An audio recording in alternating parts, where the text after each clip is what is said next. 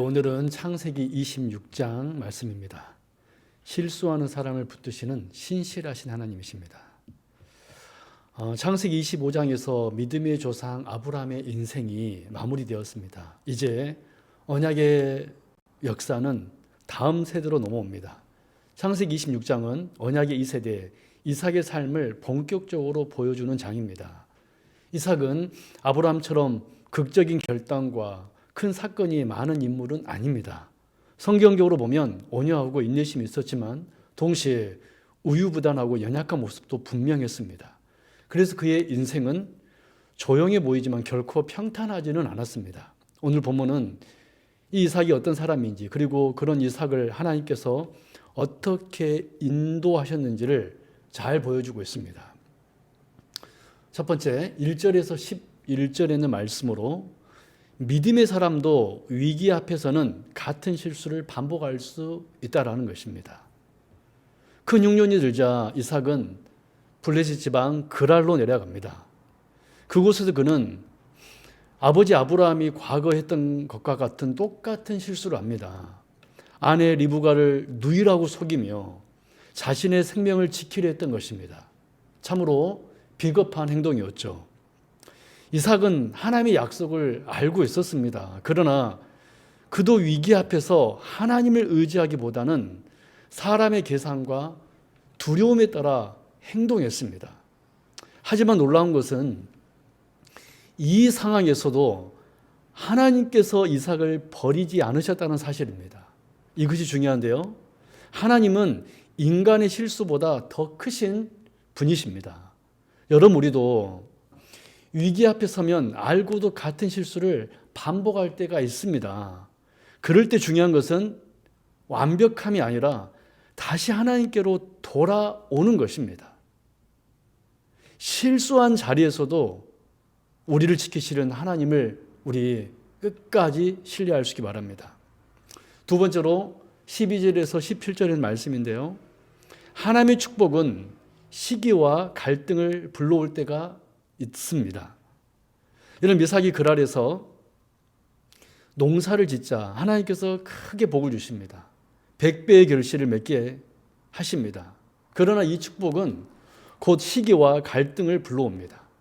블레셋 사람들은 이삭을 시기하여 그의 우물들을 막아버립니다.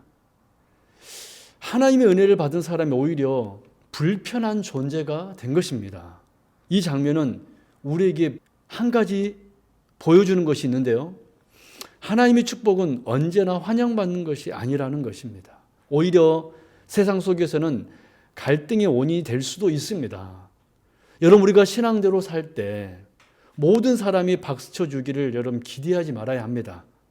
믿음의 길에는 오히려 때로 오해와 불편함도 따를 수 있습니다. 그러나 하나님의 인정이 사람의 인정보다 더 중요하다는 사실을 우리 그때 기억하십시다. 세 번째 18절에서 25절에 있는 말씀입니다. 이삭은 다투기보다 물러남으로 평화를 선택했습니다. 여러분, 이삭은 빼앗긴 우물을 되찾기 위해 싸우지 않았습니다. 우물을 다시 파지만 또 분쟁이 생기면 조용히 자리를 옮깁니다.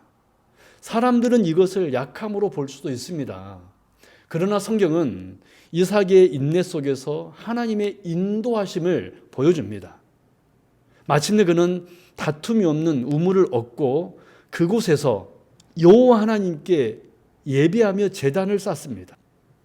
이삭의 승리는 싸워서 얻은 것이 아니라 참고 기다리며 하나님께 맡긴 결과였습니다.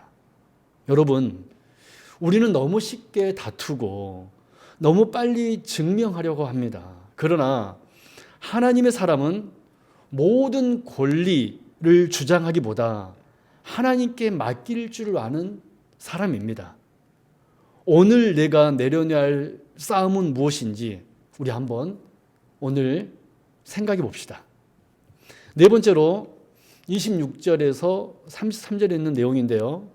하나님은 결국 사람들의 마음을 움직여 평화를 이루십니다. 여러분, 이삭을 내쫓았던 그랄의 족장 아비멜렉이 오히려 이삭을 찾아옵니다.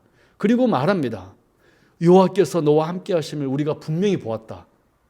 여러분, 이 평화는 이삭, 그 사람이 만든 평화가 아니라 하나님께서 만들어 주신 평화였습니다. 이삭은 끝까지 하나님을 의지했고 하나님은 그 인내를 헛되이 하지 않았습니다. 여러분, 억울한 상황에서도 하나님을 신뢰하며 하나님을 기다릴 수 있습니까? 하나님은 당신의 때에 반드시 길을 여십니다. 그래서 우리의 할 일은 하나님과 동행하는 것입니다. 마지막 다섯 번째 34절에 35절의 내용인데요. 신앙의 근심은 때로 가까운 자리에서 옵니다. 마지막으로 성경은 아들 에서로 인한 이삭 부부의 근심을 짧게 기록하고 있습니다. 자녀의 선택이 부모의 마음에 깊은 아픔이 되었던 것입니다. 여러분, 이 장면은 믿음의 가정이라 해도 아무런 어려움 없이 지나가지 않는다는 사실을 우리에게 다시 한번 보여줍니다.